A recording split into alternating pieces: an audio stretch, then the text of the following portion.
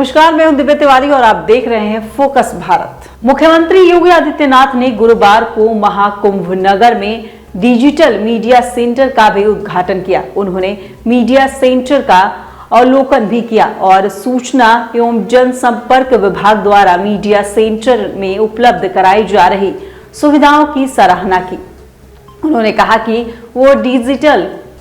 Media centre 45 दिन तक चलने वाले महाकुंभ की महागाथा को पूरी दुनिया में प्रसारित करने के लिए एक उत्कृष्ट केंद्र बनेगा। यहाँ सूचनाओं को संकलित करने और उन्हें प्रसारित करने के लिए वर्ल्ड क्लास की सुविधाएं प्रदान की जा रही है। यह महाकुंभ इस महाकुंभ के लिए पूरी दुनिया से आ रहे श्रद्धालुओं की सूचनाओं का भी प्रमुख केंद्र होगा। इसके माध्यम से डबल इंजन की सरकार द्वारा महाकुंभ में श्रद्धालुओं को दी जा रही सुविधाओं, व्यवस्थाओं और सुरक्षा से संबंधित जानकारी लोगों तक पहुंचेगी और महाकुंभ की एक सकारात्मक छवि उभर कर सामने आएगी। यह सेंटर न सिर्फ श्रद्धालुओं के लिए महत्वपूर्ण जानकारियां का प्रमुख स्रोत बनेगा, बल्कि इलेक्ट्रॉनिक, प्रिंट और डिजिटल मीडिया जगत के संवाददाताओं को और छायाकारों के लिए भी सुविधाजनक होगा। मीडिया सेंटर में स्थापित खास डिजिटल सेल्फी पॉइंट पर मुख्यमंत्री ने भी सेल्फी ली। शुभ मुहूर्त आए तो वह सचमुच उस पूरी पीढ़ी के लिए जो प्रत्यक्ष या अप्रत्यक्ष रूप से उस आयोजन के साथ जुड़े हों, उन सब के लिए सौभाग्य का विषय भी है और गौरव का विषय भी है। और ये हम लोग अपना सौभाग्य मानते हैं कि सनातन गर्व के प्रतीक महाकुंभ पर्व को आयोजित करने का सौभाग्य डबल इंजन की भारतीय जनता पार्टी की सरकार को प्रयागराज की इस पावन धरा पर आयोजित करने का अवसर प्राप्त हो रहा है। जब हम कुंभ की बात करते हैं तो यजुर्वेद एक बात कहता है, यत्र विश्वम भवत एक नीडम, यानी जहां संपूर्ण विश्व एक घोंसले के रूप में एकत्र होता हुआ दिखाई देता है। दुनिया की एक अस्थायी सिटी, सबसे बड़ी सिटी, और वो आपने यहां पर प्रयागराज के अंदर पिछले 2-2.5 महीनों के अंदर बसती हुई देखी। अनुमान करिए कितना विस्तृत भूभाग है, कितना विस्तृत है। मैं अपराह्न में 2 बजे यहां पहुंच गया था और 2 बजे से 6:30 बजे तक अखाड़ों में अन्य 2-3 सेक्टर हैं, उनमें केवल एक औपचारिक संवाद के लिए मिलने के लिए गया था, व्यवस्था के बारे में जानकारी लेने के लिए गया था। मुझे 4.5 घंटे केवल 2 सेक्टर में लगे हैं और 25 सेक्टर में 10,000 एकड़ विस्तृत क्षेत्रफल में प्रयागराज का ये महाकुंभ का आयोजन होने जा रहा है, जिसमें पूरा देश और पूरी दुनिया का हर वह व्यक्ति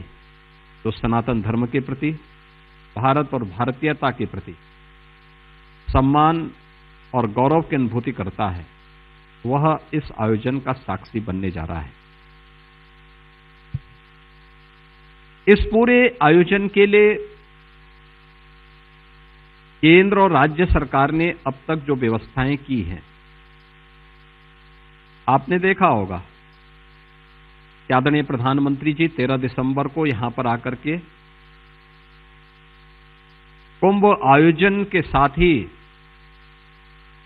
कुंभ का आयोजन सनातन आस्था का प्रतीक है,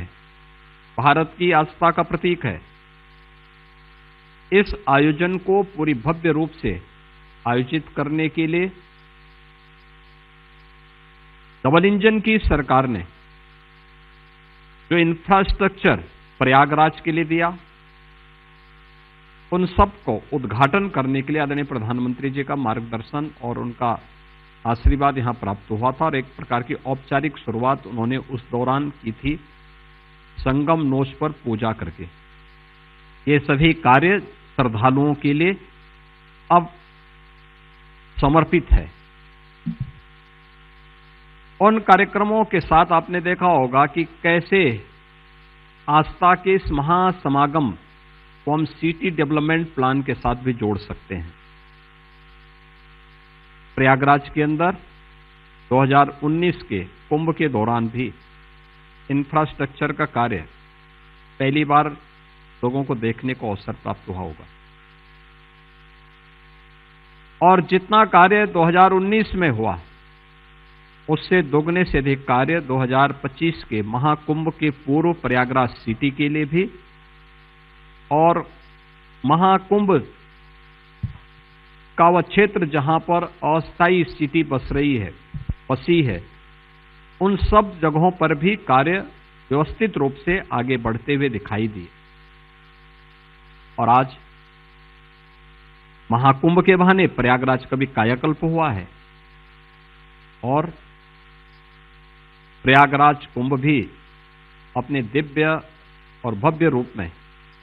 आस्था और आधुनिकता का एक महासमागम बनकर के नए भारत का दर्शन कर रहा है। भारत 140 करोड़ जनता तकनीक के प्रति कितनी आग्रही है, ये इस डिजिटल महाकुंभ के माध्यम से इस बार आने वाले श्रद्धालुओं को इस सब कुछ देखने को प्राप्त होगा। इस दौरान आपने देखा होगा कि कैसे कुंभ क्षेत्र में एक एक चीज को व्यवस्थित करने में पूरी टीम ने कार्य किया है, क्योंकि महाकुंभ का जो क्षेत्रफल है, ये पूरा क्षेत्र मां गंगा और यमुना के तट पर ही संपन्न होता है, और आयोजन के लिए हम लोगों के पास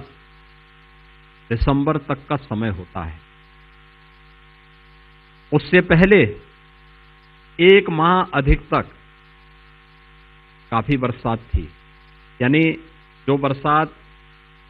15 सितंबर तक पूरी हो चुकी होती वो 15 अक्टूबर तक नहीं, यानी हमारे पास कुल 2.5 महीने का समय था। और इस दौरान पूरे क्षेत्रफल को, नदियों के तटों को व्यवस्थित करना, उन्हें वहां पर कैंप लगाने और अस्थायी